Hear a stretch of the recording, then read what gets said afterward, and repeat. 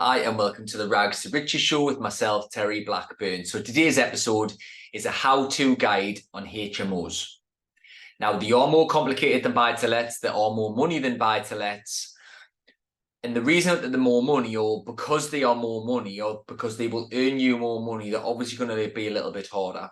Just like certain businesses that produce more cash flow are typically harder than other businesses because the ROI is better, okay?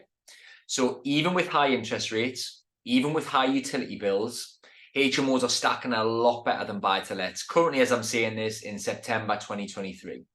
So I'm going to give you a how-to guide. I'm going to give you a breakdown of a couple of vital key points all around HMOs that you might not be getting taught from free content online and you might have to normally pay for. So I'm going to give you it for free. Okay, so let's just get this camera looking a bit better. If you're looking this or watching this on YouTube, it will look a little bit better now. Straighten up the camera. So, in no particular order, with HMOs, you've obviously got to consider location. Now, you've also got to consider location dependent upon the type of person who's going to rent these properties. So, for example, you've got student HMOs. Obviously, need to be close to a college or a university. Pretty obvious. But you've got professional HMOs. Now, I've got quite a few of these in Gateshead. So Gateshead's not the centre of Newcastle. I've got some in the centre of Newcastle. I've got some in Jesmond and Heaton, but they're more student areas. But Gateshead works really well for professional HMOs. So if it's generally within a 5, max 10-minute walk to the city centre, you should be okay. There's obviously variables to all of this. 5 to 10 minutes from Newcastle city centre, you could be in a really rough part, so you need to be careful. You don't want them too rough, obviously. If it's the roughest of the rough, if it's like, you know, Crimesville and there's loads of shit going on, then you need to obviously be careful. But my ones in Gateshead work because they're either a 5 or a couple of minute bus journey into the city centre or a 5 to 10 minute walk. So as long as it's beside city centres or reasonably close to a university, or the other one is hospitals. So I've got a few nurses and a few of mine, a couple of people who are on contracts who work in the hospitals. They work as well. So location is obviously important, and dependent upon the market that you're targeting it at, depends upon where you're gonna purchase. So when let's say you've maybe found an area, one thing you've got to check online, and depending upon the council it's in, but it should just all be online, it certainly is in the northeast, is you need to check the Article 4 area in your area. So generally, well, in Newcastle Council, for example, there's a map of where the Article 4 direction applies to. So Article 4, if you don't know what that is, it's a restriction on the land, which basically means the council don't want HMOs in that certain area. So in Newcastle City Council's Article 4 map, it's literally a map of the city and it's got an outline around it and it's coloured in that particular area where they don't want HMOs, or there might already be too many HMOs in that area. So it doesn't mean you definitely can't get a HMO license in an Article 4 area. I've only ever heard of a handful of times where they've managed to get a HMO license in an Article 4 area, but ideally you don't want to be trying to do a HMO in Article 4. So check your council website, wherever it is you're looking to buy, and see if it is Article 4. Some councils don't even have it. Gateshead doesn't have it, for example. Northumberland doesn't have it, but you need to check that out, right? So check that out, and ideally you want it outside of the Article 4. If it's inside the Article 4 and the property already has a HMO license, that's called grandfather rights, okay? So that means if it's already got a license and you buy it off someone who's already got a license, they should give you the license. There's no definite in this game, it's property, but they should give you the license, which then means it's obviously just a switch of license, a new owner. If it doesn't have a HMO license and it's in Article 4 and you want to get a HMO license, you have to get planning permission, you have to apply to the council, and it's a strong chance it's getting knocked back, but it has been overturned. I have heard of people getting them overturned and getting the license. Just be wary of that. So when you're looking at location, make sure it's close to uni, schools, hospitals, and it's not in an Article 4 ideally, or it's got grandfather rights, it's already got a license, right? That's what you need to consider with your location. So then if you look at the actual property, so you then need to determine, are you going to do a 4-bed, 5-bed, 6-bed, 10-bed? What are you going to do? If it's already a HMO, make sure that it complies. And things like there's a couple of little tricks on this. So I've done a video on my Instagram about this, about 4 beds. So 4-bed HMOs are great because generally, again, depending upon your council, but generally the rules are different when you get to 5 bedrooms and above.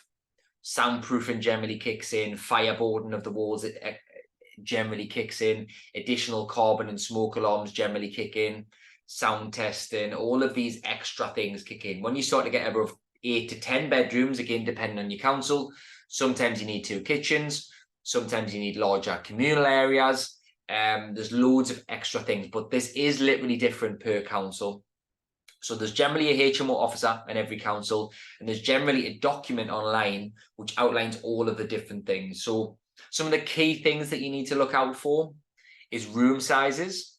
So you'll have your standard room sizes per council, but then also varies. Like I say, guys, this is not straightforward. Don't just be looking to buy a property and thinking, yeah, I'll put some students in, it's a HMO. There is a lot to it. So for example, if it's 2 people staying in a bedroom, so a couple maybe, the room size has to be bigger. If you don't have a communal area, the room sizes have to be bigger. You've got to cross the bridge, or you're putting en-suites in there. If it's over 3 stories and it's over a certain amount of bedrooms, there might be 2 kitchens you need to put in there. Sometimes you can get away with carbon monoxide and smoke alarms in the landings, in the communal areas. Sometimes it's every bedroom. Sometimes heat detectors in the kitchen. Most occasions it is actually, but sometimes not. Fire doors in every bedroom and the communal areas, sometimes not. Generally, I put them in all of in every door just to be safe, with intermittent strips in around the doors.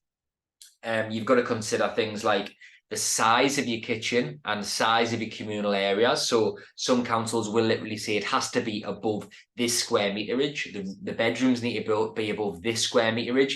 If it's a single person staying in a room or 2 people staying in a room, generally different sizes. If it's an ensuite, sometimes it can be different sizes. Sometimes if there's not ensuites, my general rule is 3 people can share 1 bathroom is a maximum. I wouldn't try and do 4 people sharing 1 bathroom. That's pretty grim, to be honest. But you can't get away with it. But again, each council is different. You need to check all of this because you don't want to plow a load of money into buying the property.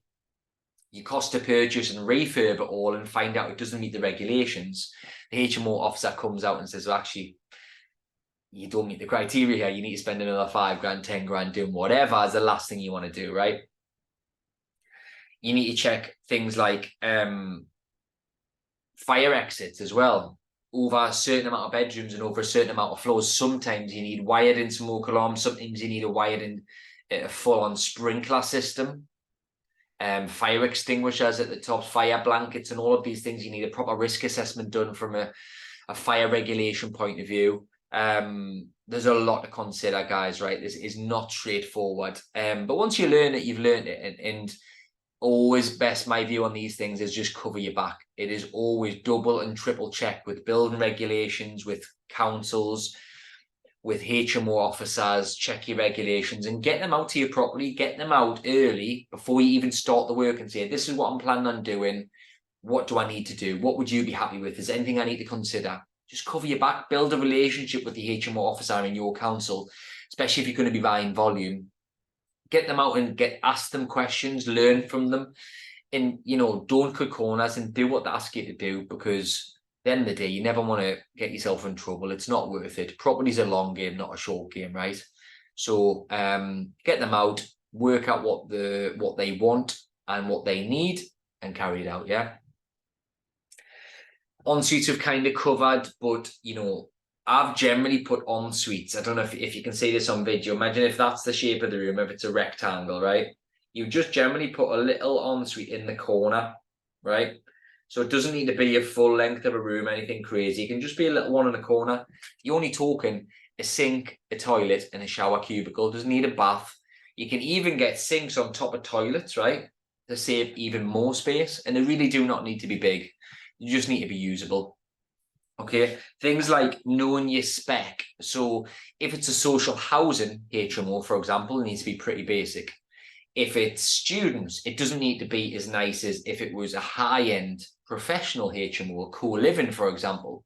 Or if it's professionals in certain areas, maybe it's London, you'd need a nicer spec to the Midlands, maybe. I didn't want to say Newcastle there because I can't shoot down my hometown. But there's parts of Newcastle where you don't need a high-end HMO, and there's parts where you do, right? If it's Jesmond, you probably want to do a nicer spec to, no disrespect to Gateshead or to Heaton, but you probably generally need nicer in Jesmond, right? You get my drift. Know your market, know who you're trying to target, know who's going to be renting these type things, and do your refurb and your furnishings and your spec accordingly, yeah? Just got to be clever about these things.